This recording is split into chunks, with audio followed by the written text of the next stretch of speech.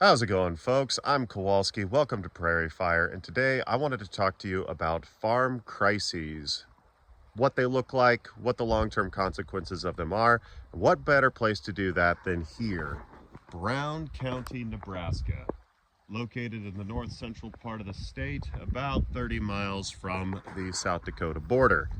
And this is going to be a bit of an explainer. So the reason I'm in Brown County is this is all corn, and we're here custom harvesting.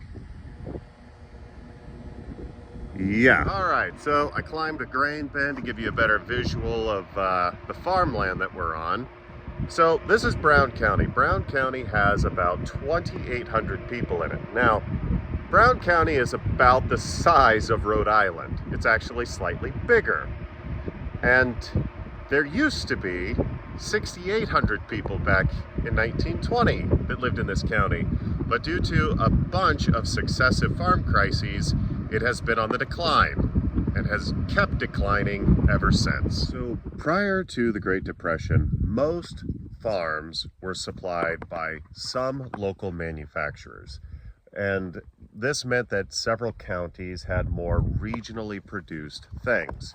Unfortunately, come the Great Depression, there was mass consolidation. And right after the Great Depression, there was large-scale mechanization to where you did not need as many laborers. And for places a little more off the beaten path with, let's be honest, marginal soil quality, they basically never recovered after the Depression. So this place, Brown County, has been on basically a decline for the last century with no prospects of improving it. This is what I mean by marginal soil quality.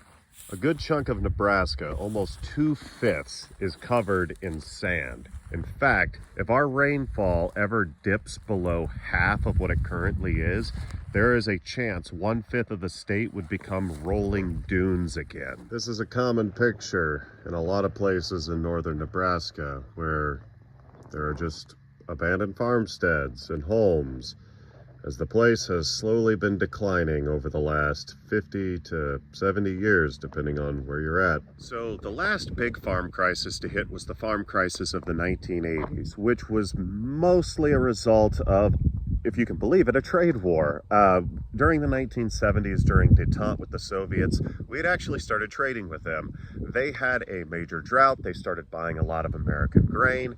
Good deal for us, we were exporting, and then they decided to invade Afghanistan. We hit them with sanctions, they hit us back, and then farmers lost their export market. History does not repeat, it rhymes. So the big issue with losing the farm income is that what are farmers? Well, they are the primary bedrock to a lot of rural counties' entire economic base. So if you have farmers who are now surviving but not thriving, they are not purchasing new equipment. They are not financing new equipment. This is bad for banks. This is bad for manufacturing. And during the 1980s, we saw a massive consolidation of manufacturers. We also saw a lot of manufacturers just go out of business, and we saw a lot of mergers. I mean, Case International came about because of a merger between Case and Harvest International. So what does that mean for any looming farm crisis? What would that teach us about what the next one will look like? It'll be a lot like the 80s. We won't see a food shortage. That's not how this would ever go down. We're a wealthy country. We'll just buy food from overseas if it ever gets bad enough. But what we will have is basically the further decline of rural America. More and more people will leave seeking better employment opportunities in large cities. And who can blame them? Local manufacturers here, if they're still remaining, are going to have to consolidate further. There will be fewer jobs. It's just further and further decline. That's not a way to live your life, even if the scenery is quite beautiful. And before anybody thinks that this means a great opportunity for new farmers to get into the market, that's not how it went the last two times, so I wouldn't expect that to happen now. In fact, I would suspect that a lot of the land, if there are farm failures, will be purchased by basically people from the cities who have the money and the desire to become landlords. When you lack the numbers, you do farming like this, fully mechanized, and it is the most basic crop you can do, which is corn. It's simple, it's efficient, and it is efficient to a fault. Larger populations are always needed if you want to do a diverse amount of production. The reason for that is you need numbers in order to have agronomists, to have specialists, to have technicians, to have people who work logistics. It's just a whole process. This is why the most diverse production in the United States is Southern California. They have a lot of people, a lot of experts, that and, a much longer growing season.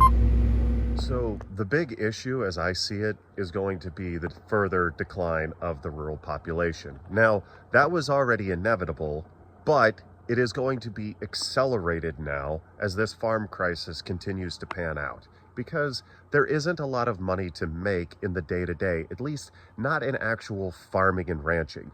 Most of the money being made is in land speculating.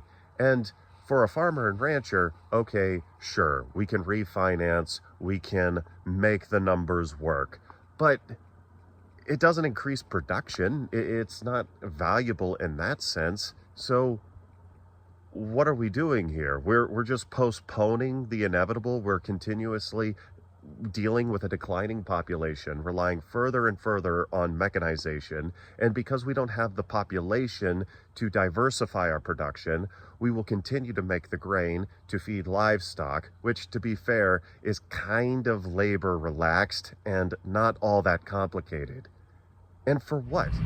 All of this grain production solely to feed livestock, and we are here 150 miles from home because there aren't enough locals to do it. How does any of this make sense? We have all of this land, which, to be fair, we took in basically a war of conquest and genocide, and now we're not even going to use it for anything other than corn production and cattle? Really?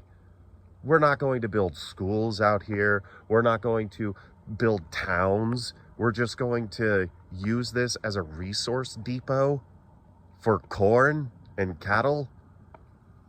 What are we doing? Well, things got busy yesterday, so it's a new day, same subject. This is a sunrise in Brown County.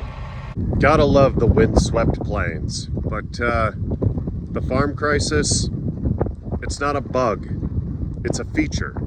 It is a consequence of an extractive industry, and we have to intentionally change this. It will not just go away. So I've talked a lot about the problems. What's the solution? Well, it's not simple, but one of the easiest components to understand is we just need people.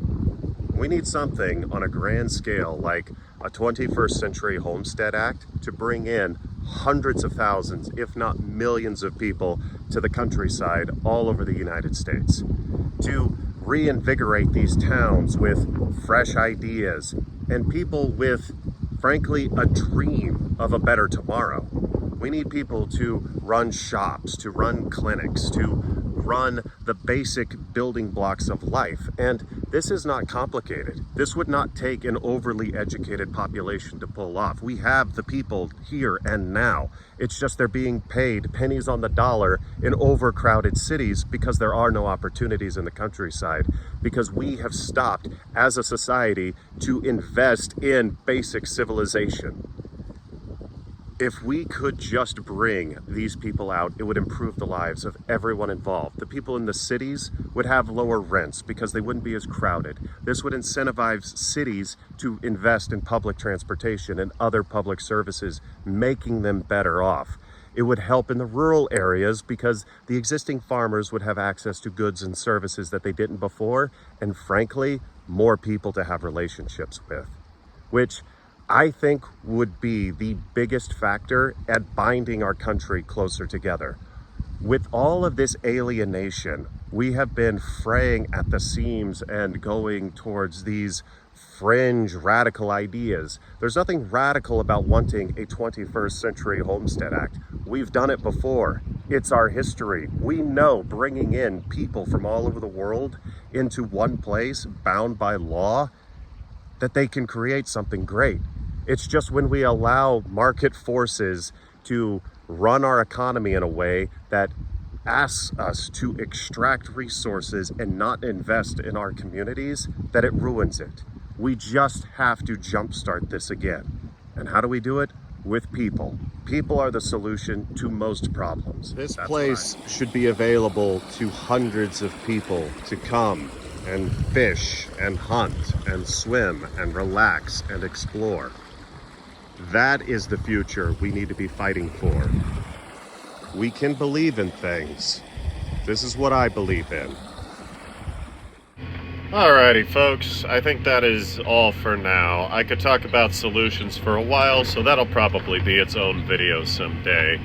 If you like this little change from the last video, which was a little more numbers oriented, to this, which is a bit more history and social, let me know. If you liked it, if you didn't, there'll probably be more like this because farming is, after all, a way of life, and that involves social commentary. So I hope you all have a good one, and I will catch you on the next one. Also, don't be too judgmental. I am not a great drone pilot yet. And yes, I am working on editing. It's just, I'm literally in a tractor, so this is the best I can do. Now you have to admit, it is a pretty sunset.